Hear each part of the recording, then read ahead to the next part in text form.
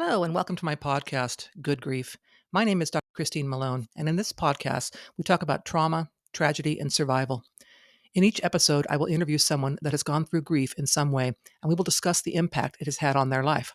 By sharing these stories, we hope that others won't feel alone should they be going through similar situations. Enjoy.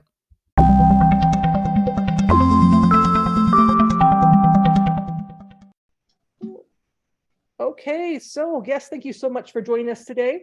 My guest today is going to tell us a bit about himself and his story of some struggles he's had that started in high school. So if you would introduce yourself and just tell us a little bit about yourself. Yeah, thanks, Christine. My name is Travis Lovestead. I'll be 32 at the end of this month. I'm married. I have a 7-year-old kid, and I live in Washington State. Um, Pretty much, like you mentioned, I was, in high school, and that's kind of where life really changed for me personally. I didn't realize growing up, having an alcoholic father, how that would impact me in my later years. The first memory I actually have as a child, I was about 4 years old, and I remember my dad being arrested for yelling at my mom because he came home drunk. That was my first childhood memory. So fast forward to high school, not having really a male influence in my life too much up until that point.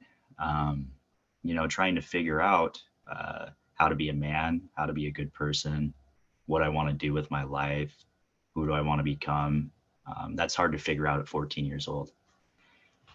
My brother also has the same set of circumstances that I did. His father was a heavy, heavy alcoholic too.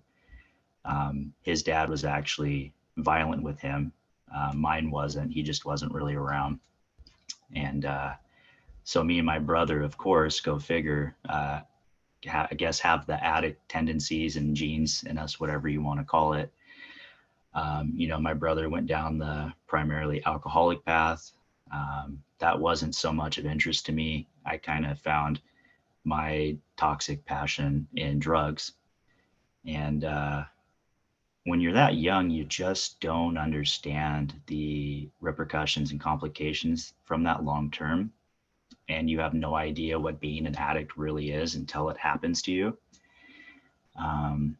I barely graduated high school. It's not because I was a stupid person. I just didn't apply myself, and I was way too focused on just being popular and partying all the time and always trying to be around large groups of people and have everybody know my name. And that was just way more important at the time than setting myself up for my future. Um, Really, I would say like about 14 years old is when I started experimenting. My brother used to sell lots of marijuana before it was legal in Seattle. And so every time I would see him, I would have endless access to that and beer. And it was kind of me and my older brother's bonding experience together. At the time, it was harmless. I wasn't abusing it, it wasn't out of control. I felt like I was one of the bigger kids. And after that, things just kind of went downhill. And if you want to interrupt at any time, Christine, ask questions, feel free. Not pretty But great. I would say right around 15, though, is when the big Oxycontin epidemic hit us. And I was a freshman. I was hanging out with seniors of the football team. I found my place. I thought I was the coolest kid ever. I felt accepted. So going to senior parties, hanging out with older kids. And I was driving, or I was in the back of one of the pickup trucks of the football players, and there was two of them up front. And we were just going to a high school basketball game. And they started pulling out tinfoil and putting these pills on it in the front seat. And this, I've never seen anything like this in my life. And they're just smoking it, and they didn't seem to change. They just seemed pretty normal. And so being, 14 and a half or whatever it was, I asked them, what are you doing? And they said, oh, you're not going to do this with us. We're not going to put you down this route. And I said, I don't even know what you're doing. Like, what's going on here? And they're like, we're smoking Oxycontin. It's drugs. And I was like, does it feel good? They're like, yeah. I'm like, well, can I try it? And they're like, no. And I said, I can make my own choices. I'm an adult, you know? So they're like, okay, but just know if we give this to you, anything that happens afterwards, you take full responsibility for it. I was like, I got this. I'm 14. I know everything. Well, I tried it, and obviously I really liked the way that it made me feel. It took away all my stress, all my anxiety, whatever pain I had in my life. It was non-existent. Um, it pretty much just made me a zombie with this really high euphoric feeling. Um, and for somebody, I think that young, that's a dangerous feeling because it really gives you a false sense of reality. Um, so after that, I mean, really for the next, God, 15 years on and off, it's just been a struggle. At some point around 18, Oxycontin went away. They banned the old formula where kids could smoke it. And so after that went away, the heroin rush came in, which is the next best thing, right? And it was cheap, um, and it was everywhere. So everybody was doing that, switched, and man, I just can't believe the destruction that caused so many people and so many families. Um, I don't think I know anyone that's not affected by it to some degree. So were you And smoking the heroin? Because you were smoking the OxyContin. Were you smoking the heroin too? I'm sorry, the OxyContin. Okay. yeah, I mean, that's what most of us started on. Nobody just usually goes straight to using needles. I mean, that's such a hardcore jump to do that. Unfortunately, that is part of my story. And I think being diabetic really helped because I had an endless supply of needles and I wasn't afraid of them. Um, and I was, let's see here, I was 18 years old. My best friend, Mike, really great guy. And he's actually clean today also and has a family, pretty successful guy. He was a semi big time local heroin dealer for our area. We met through some friends, but we just became so close, and we're so close to this day. And so I was hanging out with him one night with a couple other people. They were delivering drugs. I was the driver, and we get pulled over by 8 undercover cop cars in a Kmart parking lot, and I had no idea why. They only wanted him. So, needless to say, they arrested my friend. He went to prison for 2.5 years. And that night, I just felt lost. I felt like I lost a piece of my life. My best friend is now gone. Um, so I went to another drug dealer's house because I was just in the midst of my addiction. And that was the first night I decided to try injecting heroin because I was so depressed, so angry, so confused, and I thought I needed to take it to the next level because it just wasn't cutting it for me anymore what I was doing. So the first night I had to have somebody else do it for me because I had no idea how to do it. And I overdosed right there in that person's apartment my first time. Woke up in the hospital and wanted to do it all over again. That's how sick this disease is. Um, it just makes you feel like you can't live without it and nothing else in your life is important. So I would say over the next 10 years, God, I probably went to 10 rehabs. I probably ended up in the ER at least 8 different times, overdosing in different locations. And somehow through it all, I never got arrested. I never got a criminal record, never had to go to jail or prison. Um, and I'm very grateful for that because obviously I wouldn't be in the career that I am today if I had a criminal record. Granted, I wasn't robbing people and breaking into houses and doing that kind of stuff. Not that that makes me better an addict or anything, but um, it just takes people different places. It just depends on who you are and your path, I guess. I always had good jobs. I was normally able to afford my addiction. And when I couldn't, I had a lot of stuff that I could usually sell or something. Um, So at the height of all, your addiction, how much money were you spending each day for your habit? if I had money, I could spend a couple $100 a day. Yeah. If I was going to a party for the weekend, it could be 1,000. As you can imagine, that was a lot of wasted money over the last 15 years. Um, but that's just the, part of the consequences of it. It ruins you financially, emotionally, spiritually, mentally, physically, literally all of the above. And then that trickles down to your family and friends too. Yeah, so I've met your mom. She's a lovely woman. I really really like her, and I the how she has supported you through the years. Once I heard your story, as a mom myself, I was just really had a high level of respect for her. So how did that time of, especially you're in rehab, you've had an overdose, you're in rehab, blah blah blah. I'm guessing relationships with maybe your brother and your mom were impacted by that. So can you tell us a little bit about what that was like?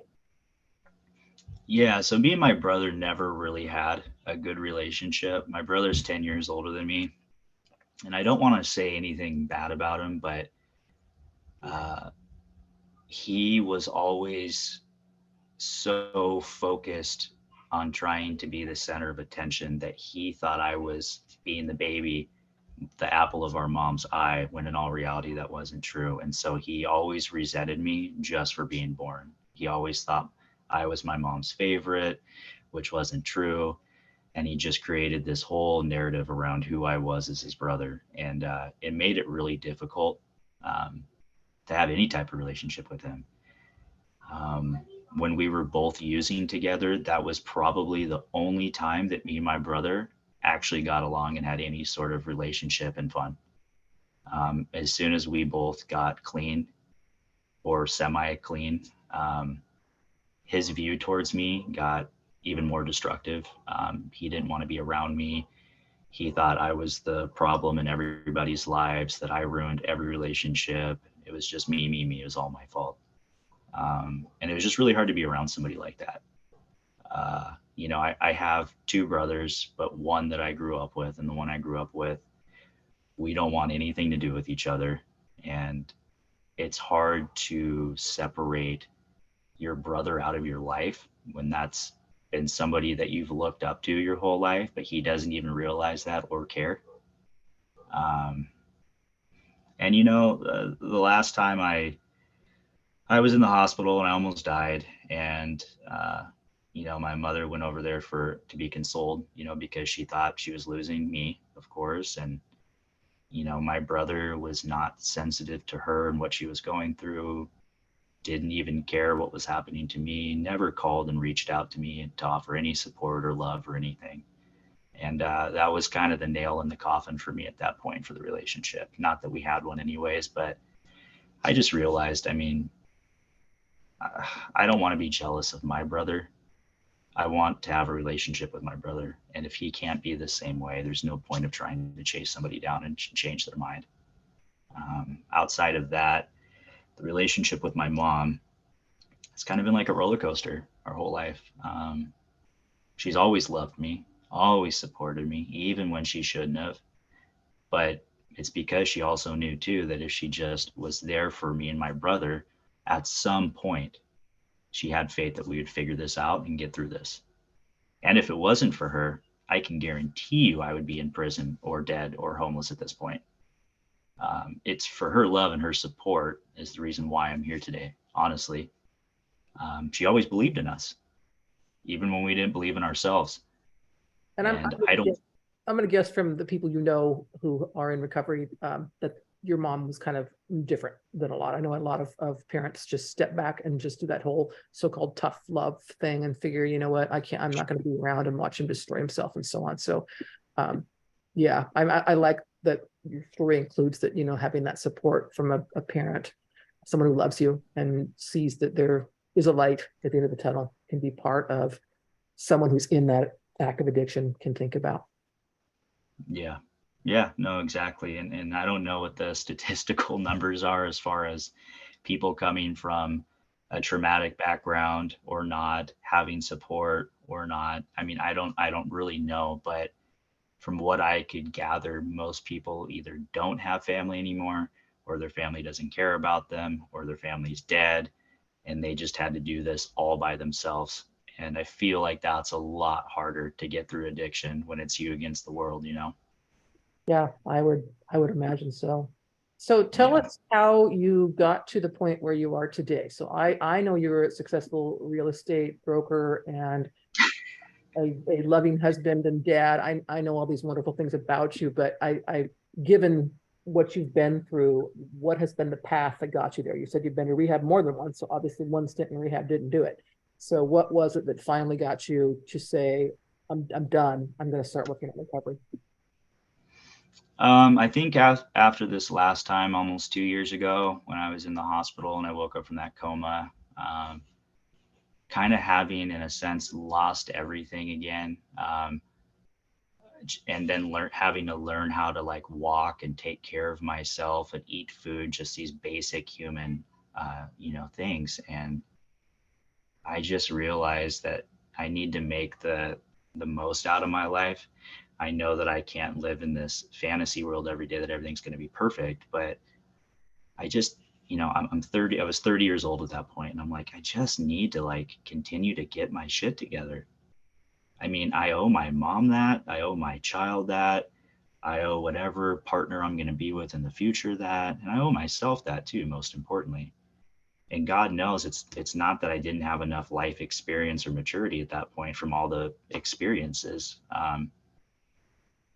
You just have to get to a point where it's like enough is enough. You just have to pull your head out of your ass. I mean, excuse my language, but that's just the reality of it. Um, it's so easy when you're an addict to play the victim, because you're like, well, this person doesn't have addiction, so of course their life's easier. Poor me.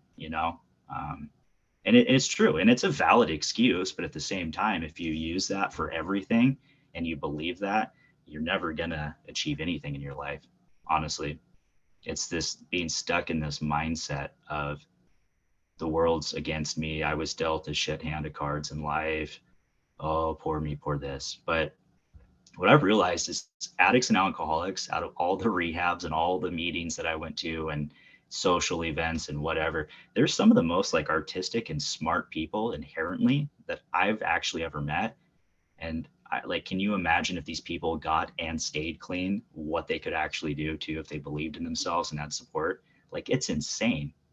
I mean, I'm maybe a small percentage of some of them who did something with their life, but there's people who are doctors and lawyers. It's like it's crazy. Yeah, so I know people who don't understand addiction would say, well, why don't you just stop? I mean, you go and you have this overdose, you're in the hospital, you wake up. Why don't you just stop? Why don't you just say, you know what, that's enough for that? Why can't you just do that? It's nothing like being schizophrenic, but in a way, I'm just going to kind of like relate it to that. It's when you just aren't in control of something in your mind and in your body, right? Somebody with schizophrenia can take medication to level them out, hopefully. There's no medication or no cure for it. And that's why it's so hard to just stop. On top of that, when you like the way it makes you feel, when you get addicted to this lifestyle of always going and having no responsibility and running around, and the excitement of kind of being bad at the same time, um, and just the overall hold it has on you when you stop using drugs for 4 to 6 hours and your withdrawals start kicking in and your body just feels sick, and the only thing you can do to make it stop is to get more. Of course that's going to be hard. Nobody wants to sit there detoxing, sweating, shaking, having flu-like symptoms, your body's cramped and aching. I mean, it's miserable. So it's just hard to stop. If it was so easy, everybody would do it, right? Yeah, I think that's Um, that's, that's the point I was trying to get to. No one chooses that life, and how you get there so gradually as you did, right? Not starting out with immediately, hey, let's just start shooting heroin, but kind of gradually getting to a point um, with that. Definitely, I think is probably a pretty common story. So, how do you stay clean now? What is it? What's the secret sauce in your life? well, I found a lot of happiness in my wife, honestly, in my kid. Granted, my son doesn't live with me full time. He's here right now. So like I get to enjoy the time that he's here. And I really, it kind of goes back to that support, right? Like when you really love people, it makes it even harder to disappoint them. You don't want to hurt them. Um, and for me also, I go to Narcotics Anonymous. That's kind of like my safe place and what it is for a lot of people with my circumstance. And I feel that that helps, but it's so easy to forget kind of where you came from and what helped you, because when you start forming another life and it gets packed full of things and work and life, you slowly start to separate from that, and it's totally natural. And that's something you can't ever do, is separate from whatever's working for you to keep you having that normal life, whether that's religion, a 12-step program, whatever works for you. Just don't separate from it. And those are really the things that I'm doing, is just going to work, uh, filling my time so I don't just have ample amounts of free time, and just being around the people I want to be around, the people that love me and that I love back, and just trying to have fun, you know? Learning that you can feel good without having to take drugs to feel good. So if Exactly. we had someone listening who is, doing some kind of drugs, when maybe they don't think of themselves as an addict, and I know from my experience with people who drink, a lot of people that are alcoholics don't see themselves as alcoholics because they don't drink 24/7, for example. But if Sure. you were talking to someone who's kind of, maybe they're smoking something or whatever, and I don't mean like marijuana, but opioids, whatever. What would you say? I know you're commenting on what you lost in the years and the money and so on, but what if someone were to say something to you back in those days? Is there something someone could have said or done that would have stopped you on that route? Not at all. I feel like when you're that young, you just don't tend to listen to maturity and wisdom. You're just not at that level to receive it and interpret it. Um, there's nothing anybody could have done for me or told me that would have changed the outcome of this. That's just the reality of it. Maybe for somebody else, but usually not the case. When you're young and you're just wild and crazy and having fun and trying new things, there's really not a lot that your parents or your friends or your family can tell you that's going to change what you do for the most part. Yeah, no, I've heard that too, and that's kind of a sad thing. I wish there was, like I said, my secret sauce. I wish there was, especially for young people. Um, Yeah. so I do appreciate you sharing. Is there anything else you'd like to include? Oh God, we could be here for 8 hours. Honestly, I just think it's important for people, like, no matter what background you come from, addict, non addict, great family, bad family, rich family, poor family, really, it's just irrelevant. Everybody has an opportunity to do whatever they want to in this life, and nobody or nothing can really get in the way of that. I think for me, I didn't ever believe in myself. I knew I was a smart guy, but I never really believed in myself. It was a false sense of confidence, is what I kind of skated by my whole life. But once I figured out that, like, I could be a semi successful real estate agent, and then I owned another business for a little while, and then I became a mobile notary. It's like I just tried all of these things, and I felt success. I might not be a millionaire, but like from where I came from, like going into drug houses and begging for money to get high, to selling, 500,000 $1 million homes and being honest and trustworthy, and people are giving me their keys. Like it can be for anyone. I'm not special, you know. You just have to find the little bit of strength and courage you have left in yourself to give yourself a chance and love yourself. It's like, otherwise, what's the point of even living? Not to sound so cynical, it's like you have one life, one body. Why damage it with all of these horrible things? Nicotine, drugs, alcohol, gambling, sex addiction. I mean, you name it. There's like 100 different things you could do that's horrible for yourself. So just try to stay away from all that and give yourself a chance, and surround yourself with a really supportive circle and a circle of people who are successful. Yeah. Do you have any like long lasting physical effects from those years? It's hard to tell, right? I mean, Unfortunately, I can't look inside myself and see if there's any long-term damage that I'm not aware of. But as far as physical things right now, I don't feel like I have anything. And knock on wood, let's hope it stays that way. Yeah, no, I'm happy to hear that too.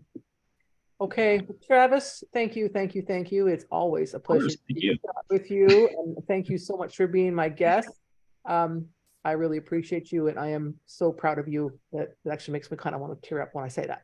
So, Thanks good, so much. good work, good work. Give Liam a hug for me. I will. Okay. Thank you for listening to this episode of Good Grief. To hear more about my personal story, please pick up a copy of my book, The Day I Became the Spider Killer, a memoir of trauma, tragedy, and survival, available in paperback, Kindle, and Audible via Amazon, Barnes & Noble, and other online book retailers.